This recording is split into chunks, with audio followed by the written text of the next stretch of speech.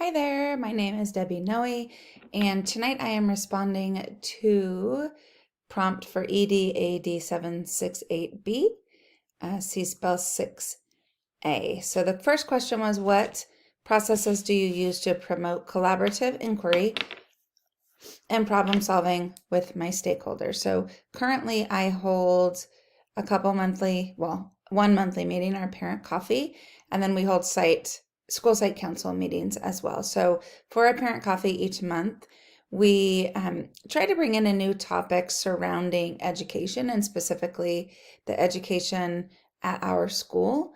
We always go through and give the parents a chance to just ask questions, and we answer them to make suggestions for them to make suggestions. But then we also try to bring in a bigger, not problem, but a bigger topic to discuss about. And we really try to sync it, like, what are we really hearing? So for example, when we went back to school, it was COVID protocols. How are you keeping kids safe? How are you doing contact tracing? We've had a lot of issues with behavior. So last month we spent a lot of time talking about student behavior, why it was escalated, what types of things we were seeing, and what our plan was to bring those behaviors down. So we all often talk about what the problem is. We'll frame the problem. We'll talk about what we know, the evidence that we've seen, and we'll talk about what our next steps are as far as we are going to go and look into this, or we're putting this plan in place. And then we allow for parent input. What do you guys think? What are you seeing at home? What do you think would work at school?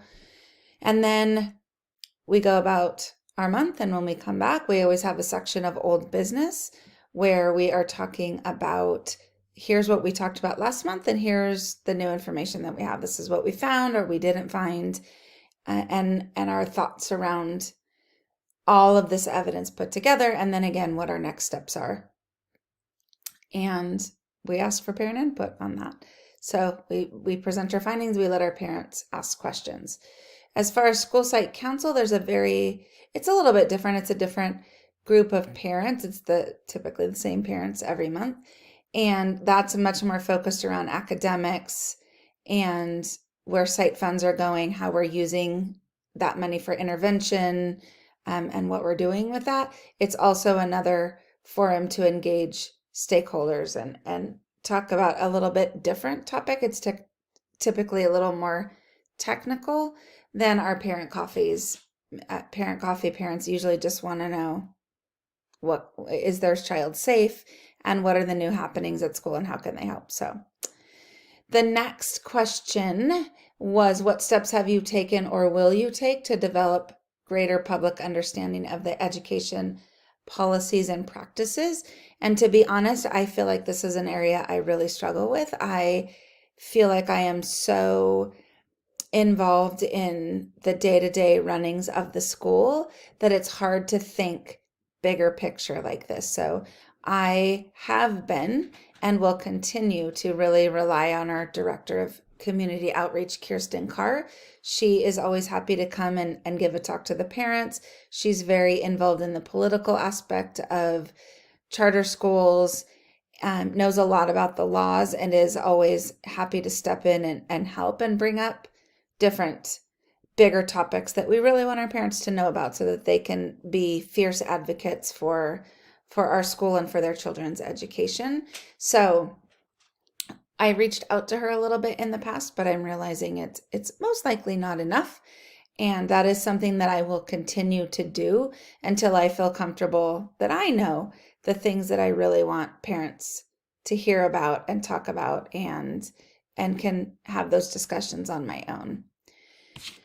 For the last question is to describe a personal goal for enhancing community participation in my school and district. And at this point in time, with all the COVID protocol, we don't really have a whole lot of community participation in person. So I definitely think getting the community together, like via our parent coffees, is really important.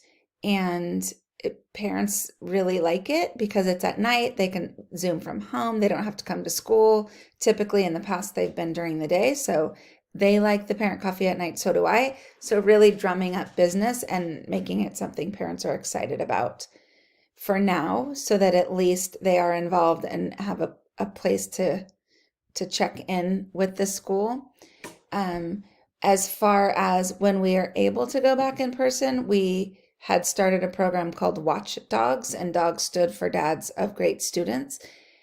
And I feel like having the dads really involved and on campus is a game changer for the kids. They love, a lot of moms come in and help, but having the dads on campus out at recess with them all the time is something I'm really excited and looking forward to, bringing the community back into our school. So that is one personal goal, to get that Watchdogs program up and running as soon as it is feasibly possible to bring parents back on campus. So that's my reflection for this month. Definitely a big area of growth still for me, something I'm very interested in and still working on, but know that I'm not quite there yet.